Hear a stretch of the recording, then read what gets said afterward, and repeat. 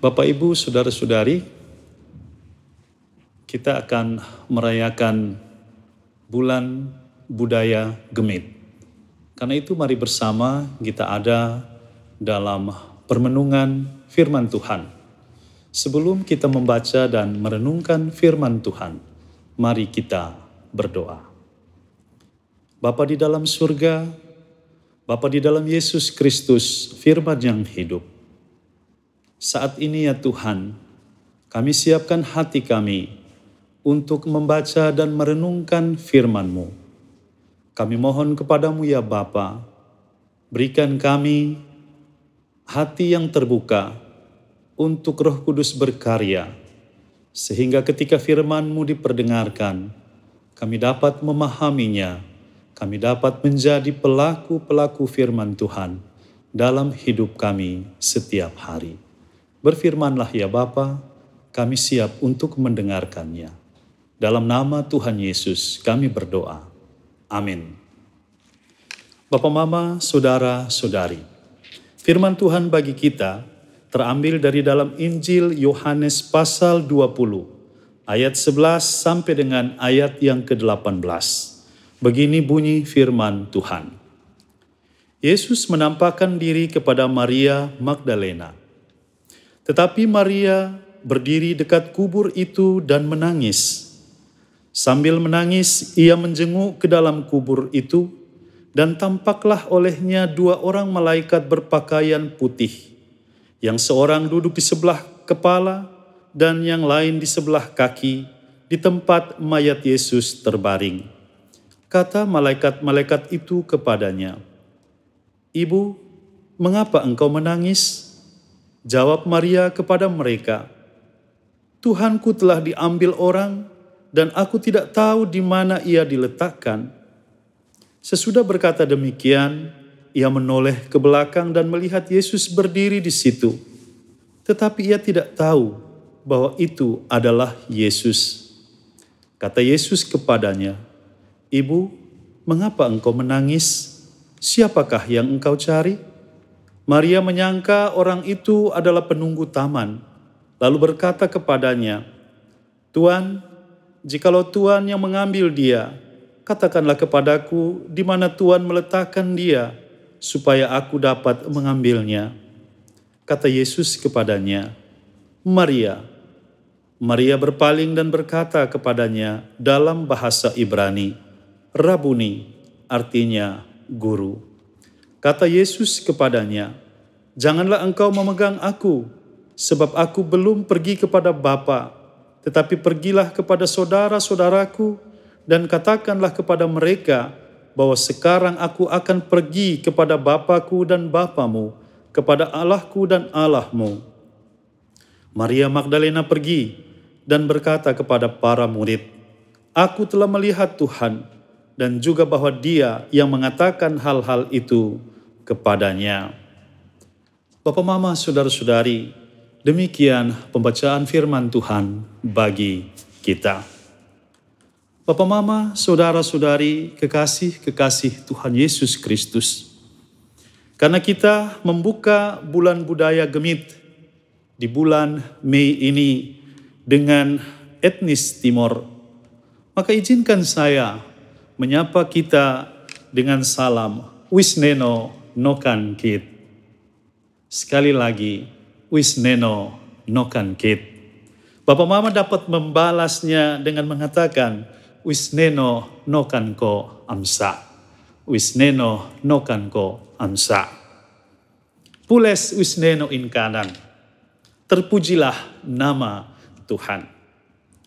Bapak Mama, Saudara-saudari, tema kita bicara tentang Yesus membarui praktek budaya yang tidak adil.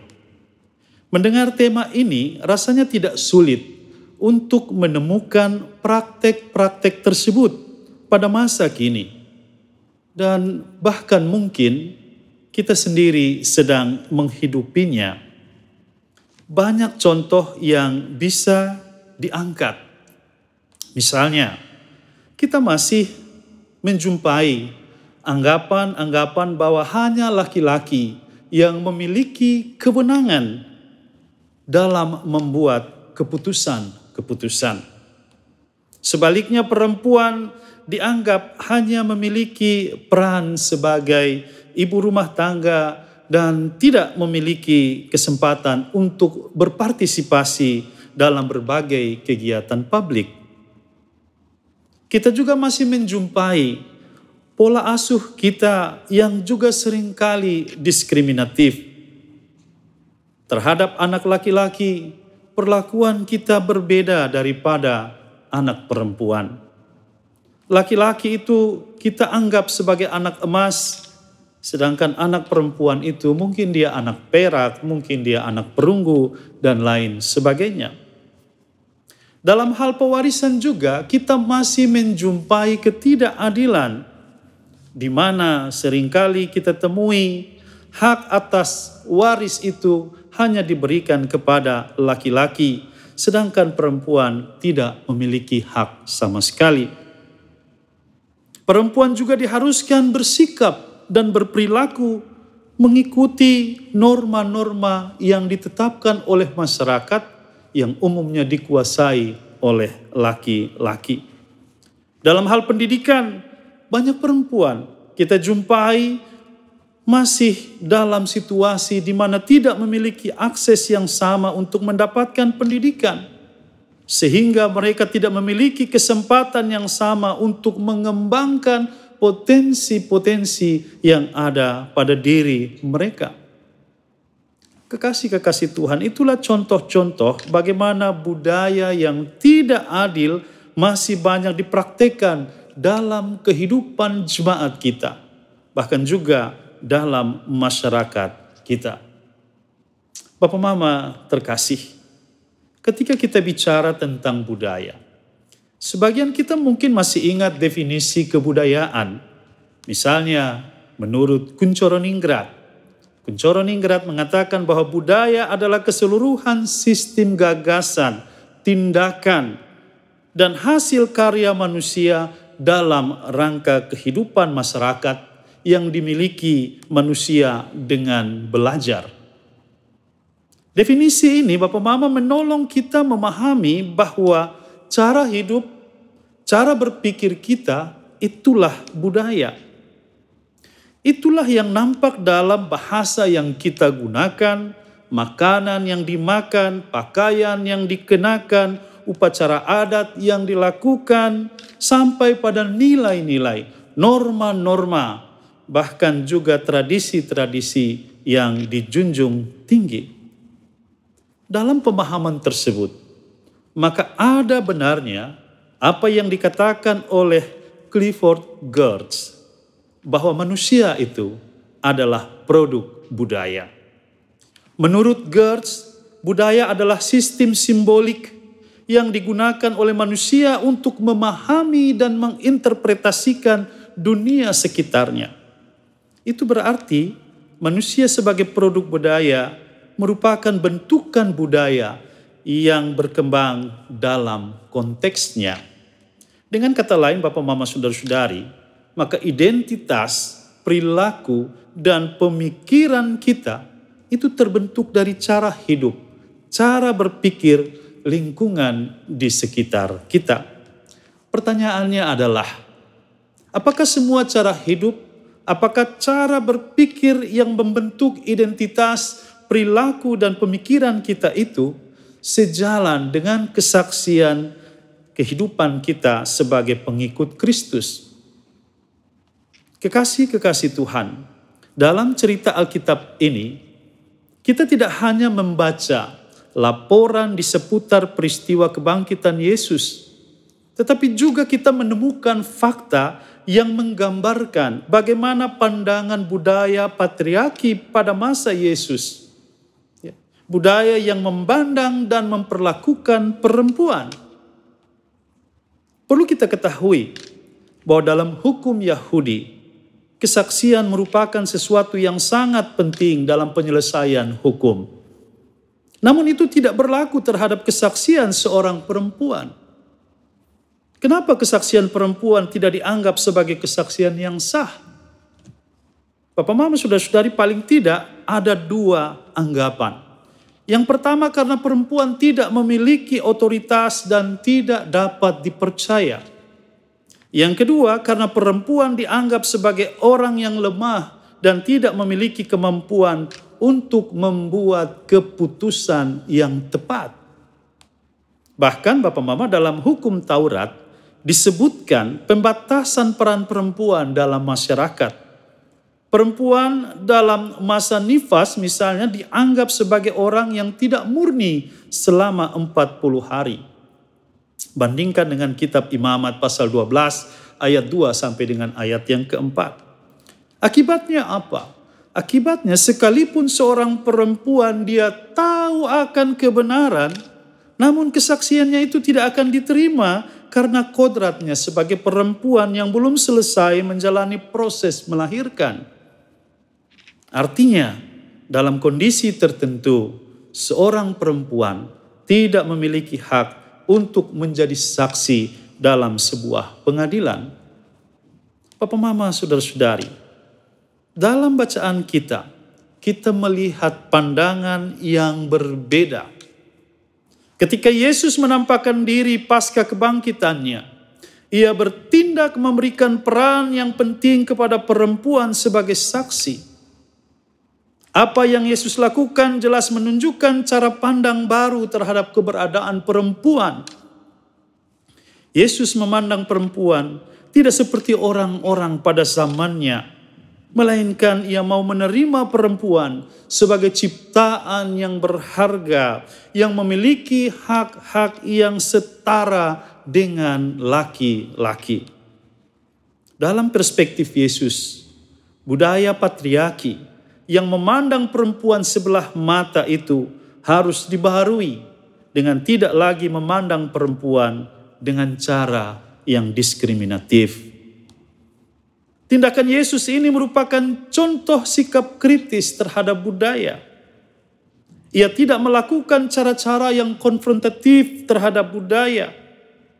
Namun Yesus menunjukkannya melalui tindakan-tindakan yang terukur, tindakan-tindakan yang konstruktif, dan tindakan-tindakan yang memberdayakan. Inilah bentuk transformasi budaya yang dilakukan oleh Yesus. Sikap mengkritisi budaya sangat penting dilakukan, karena budaya dapat membentuk perilaku dan nilai-nilai yang tidak sesuai dengan norma dan etika. Contohnya, membuli. Membuli ini dapat dipandang sebagai produk budaya yang melahirkan hal-hal negatif seperti kekerasan dan konflik. Begitu pula dengan budaya yang merendahkan perempuan dengan menyamakan belis itu setara dengan nilai seorang perempuan. Karenanya tidak heran Bapak Mama saudara-saudari, kita sering mendengar ungkapan, saya tidak pukul istri saya, tapi saya pukul moko saya. Saya pukul sapi, saya pukul kerbau, yang adalah belis yang pernah diserahkan. Demikian juga Bapak Mama saudara-saudari, dalam beberapa kasus kekinian, banyak orang hanya demi validasi dan monetisasi, mereka menghancurkan kehidupan orang lain dengan memberikan review yang buruk tentang usaha orang lain. Akhirnya usaha orang lain hancur. Kita juga menemukan bagaimana orang menggunakan kekuatan netizen untuk membunuh karakter orang lain, menyebarkan seruan dan kebencian, dan tindakan-tindakan intoleransi lainnya demi kepentingan politik dan kekuasaan. Bapak Mama, saudara-saudari yang dikasihi Tuhan Yesus Kristus, kita semua dapat menjadi korban budaya yang tidak adil. Karena itu dalam momentum bulan budaya ini, mari kita belajar dari tindakan Yesus membarui budaya yang tidak adil. Seperti Maria Magdalena yang pergi dan berkata kepada murid-murid bahwa ia telah melihat Tuhan. Maka demikian pula gereja diutus untuk pergi memberitakan kabar damai sejahtera melalui tindakan yang membarui budaya yang tidak adil. Bapak Mama kekasih Tuhan, Dalam rangka perayaan Bulan Budaya Gemit, maka tahun ini kita buka perayaan ini dengan melihat kekayaan budaya yang ada dalam etnis Timor. Menarik bahwa dalam dunia Atoin Meto ada pembagian yang tegas antara perempuan atau Veto dengan laki-laki atau Mone atau yang disebut Atoni dan Bife, yang mempengaruhi peran, yang mempengaruhi hak dan kewajiban dalam masyarakat. Bapak Mama, konsep ini berkaitan erat dengan prinsip kosmologis Veto Mone yang menggambarkan dualisme komplementer tetapi hierarkis. Dua elemen ini, Veto Mone, sesungguhnya saling berpasangan dan saling melengkapi, namun sayangnya tidak ditempatkan setara. Akibatnya apa? Akibatnya perempuan Veto hanya menjalankan peran-peran domestik yang berkaitan dengan urusan rumah tangga, anbe umenanan. Sedangkan Mone, laki-laki, memiliki peran publik. Pengambilan keputusan ada pada laki-laki. Pekerjaan-pekerjaan di luar rumah dilakukan oleh laki-laki. Disinilah ketidakadilan dialami oleh perempuan. Salah satu contoh nampak dalam ungkapan-ungkapan. Untuk apa kasih sekolah anak perempuan? Toh nanti dia akan jadi milik orang lain. Lalu kemudian kita juga masih menemukan, karena laki-laki dinomorsatukan, maka kalau dalam sebuah keluarga belum ada anak laki-laki, maka perempuanlah yang dianggap gagal meneruskan keturunan. Dan ini biasanya menjadi cibiran. Dan tidak jarang juga ini menjadi alasan kekerasan terhadap perempuan. Ini contoh-contoh budaya yang harus dibaharui dan gereja tidak boleh diam terhadap praktek-praktek budaya yang tidak adil seperti itu. Gereja diutus untuk pergi memberitakan kabar damai sejahtera melalui tindakan yang membarui budaya yang tidak adil dengan bertindak seperti Maria Magdalena. Pergi dan berkata. Dengan jelas dalam ayat ke-18 dikatakan demikian dalam bahasa Timor. Bi Maria Magdalena innau ma an etun an simulasi sinak au it ulali usi. Maria Magdalena pergi dan berkata kepada murid-murid bahwa ia telah melihat Tuhan yang bangkit itu. Demikian pula gereja harus pergi dan berkata tentang nilai-nilai Injil yang membarui budaya. Selamat merayakan bulan budaya sambil merenungkan bahwa Injil Yesus Kristus memiliki kekuatan untuk mentransformasi budaya. Tuhan memberkati kita. Wisneno nokankit. Amin. Bapak, Mama, Saudara-saudari, mari kita berdoa. Bapa di dalam surga, terima kasih untuk firman-Mu yang boleh kami dengarkan. Terpujilah nama-Mu ya Tuhan, ketika Engkau berkenan memakai kami sebagai agen-agen untuk membaharui budaya yang tidak adil ya Tuhan, sambil meneladani Yesus Kristus.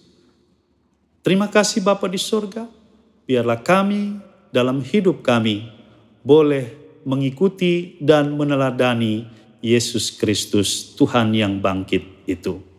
Dalam nama Tuhan Yesus kami berdoa. Amin.